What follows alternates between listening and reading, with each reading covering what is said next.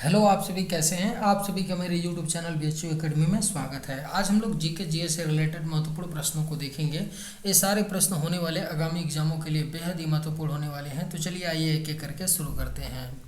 किसे काली मौत कहा जाता है? इसका राइट आंसर क्या होगा? तो किसे काली मौत के नाम से जाना जाता है?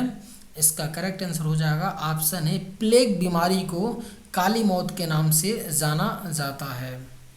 प्रथम विधि निर्माता कौन है? इसका राइट आंसर क्या होगा? तो प्रथम विधि निर्माता कौन है? मनु है प्रथम विधि निर्माता। नागानंद का रचनाकार कौन था? इसका राइट आंसर क्या होगा? तो नागानंद का रचनाकार हर्षवर्धन थे, नागानंद के रचनाकार। किसने इक्तादारी प्रथा चलाई थी? इसका राइट आंसर क्या होगा? तो किसने इक्तादारी प्रथा को चलाई थी? तो इल्तुतमिश ने इक्तादारी प्रथा को चलाई थी। खारे जल की झील वान झील कहाँ स्थित है? इसका राइट आंसर क्या होगा? खारे जल की जो एक झील है वान झील, वह किस देश में पड़ता है? तो इसका करेक्ट आंसर क्या होगा? ऑप्शन सी, तुर्की देश में पड़ता है वान झील। तुर्की देश का अब नया नाम क्या हो गया? तुर्की हो गया है। तुर्की ने अपना नाम बदल करके तुर्की कर दिया है। तो किसी अब ऑप्शन में तुर्की रहेगा तो उसे आप लोग करेक्ट कीजिएगा, ठीक है। संविधान सभा का प्रारूप समिति में सदस्यों की संख्या कितनी थी? अगर आप लोगों को ये वीडियो पसंद आए तो एक लाइक ज़रूर कीजिएगा, और अगर आप इस चैनल पर नए होंगे तो सब्सक्राइब भी कर लीजिएगा। संविधान सभा की प्रारूप समिति में सदस्यों की संख्या कितनी थी? इसका करेक्ट आंसर क्या होगा? तो ऑप्शन बी, 7 सदस्य थे संविधान सभा की प्रारूप समिति में सदस्यों की संख्या। और प्रारूप समिति के अध्यक्ष कौन थे? तो डॉक्टर भीमराव अंबेडकर थे। डॉक्टर भीमराव अंबेडकर प्रारूप समिति के अध्यक्ष थे। बर्मा को प्राचीन भारत में क्या कहा जाता था? आपके ऑप्शंस हैं स्वर्णद्वीप, नेपाल, स्वर्णभूमि, क्यूबा। इसका राइट आंसर क्या होगा? तो बर्मा को प्राचीन भारत में क्या कहा जाता था? स्वर्णभूमि कहा जाता था बर्मा को प्राचीन भारत में, यानी करेक्ट आंसर आपका ऑप्शन सी हो जाएगा। सूर्य के चारों ओर घूमने वाले पिंड क्या कहलाते हैं? इसका राइट आंसर क्या होगा? तो सूर्य के चारों ओर घूमने वाले पिंड जो हैं ग्रह कहलाते हैं। सूर्य के चारों ओर घूमने वाले पिंड। इनमें से कौन सा एक आग्नेय शैल का उदाहरण है? इसका राइट आंसर क्या होगा? तो इनमें से कौन एक आग्नेय शैल का उदाहरण है? तो करेक्ट आंसर आपका ऑप्शन सी हो जाएगा, ग्रेनाइट क्या है? आग्नेय शैल का उदाहरण है। किसे प्रकृति का सुरक्षा वाल्व कहा जाता है? इसका राइट आंसर क्या होगा? तो किसको प्रकृति का सुरक्षा वाल्व कहा जाता है? राइट आंसर आपका ऑप्शन बी हो जाएगा, ज्वालामुखी को प्रकृति का सुरक्षा वाल्व कहा जाता है। विक्टोरिया जलप्रपात किस नदी से संबंधित है? इसका राइट आंसर क्या होगा? तो विक्टोरिया जलप्रपात जो है आपका जाम्बेजी नदी से संबंधित है। विक्टोरिया जलप्रपात। निम्नलिखित में से कौन एक मरुस्थल नहीं है? आपके ऑप्शंस हैं गोबी, सहारा, थारू, कालाहारी। इसका राइट आंसर क्या होगा? तो निम्न में से कौन एक मरुस्थल नहीं है? इसका करेक्ट आंसर क्या हो जाएगा? ऑप्शन सी, थारू क्या है? एक मरुस्थल नहीं है। थारू एक क्या है? जनजाति है। थारू क्या है? तो थारू एक जनजाति है। बाकी गोबी का मरुस्थल, सहारा का मरुस्थल और कालाहारी का, ये तीनों मरुस्थल हैं। अमीर खुसरो किस शासक के दरबारी कवि थे? इसका करेक्ट आंसर क्या हो जाएगा? तो अमीर खुसरो अलाउद्दीन खिलजी के दरबारी कवि थे अमीर खुसरो। कथक कहाँ की नृत्य शैली है?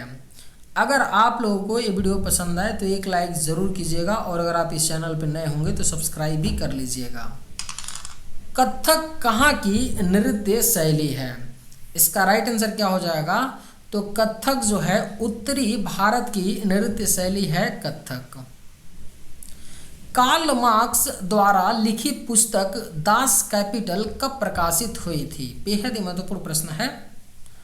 कार्ल मार्क्स द्वारा एक पुस्तक लिखी गई है जिसका नाम क्या है? Das Kapital. यह कब प्रकाशित हुआ था? तो 1867 ईस्वी में प्रकाशित हुआ था आपका दास कैपिटल। कब? तो 1867 में। बद्रीनाथ धाम कहाँ पर अवस्थित है? इसका राइट आंसर क्या होगा? तो बद्रीनाथ धाम जो है आपका उत्तराखंड राज्य में स्थित है। बद्रीनाथ धाम कहाँ है? तो उत्तराखंड में। ल्यूमेन किसका मात्रक होता है? इसका करेक्ट आंसर क्या होगा? तो ल्यूमेन जो है ज्योति फ्लक्स का मात्रक होता है ल्यूमेन। किस तापमान पर जल का घनत्व अधिकतम होता है? अगर आप लोगों को ये वीडियो पसंद आए तो एक लाइक ज़रूर कीजिएगा और अगर आप इस चैनल पर नए होंगे तो सब्सक्राइब भी कर लीजिएगा। किस तापमान पर जल का घनत्व अधिकतम होता है? इसका राइट आंसर क्या होगा? तो ऑप्शन डी 4 डिग्री सेल्सियस पर जल का घनत्व अधिकतम होता है। जिस ताप पर कोई ठोस पदार्थ ऊष्मा पाकर द्रव में बदलता है वे कहलाता है। इसका राइट आंसर क्या होगा?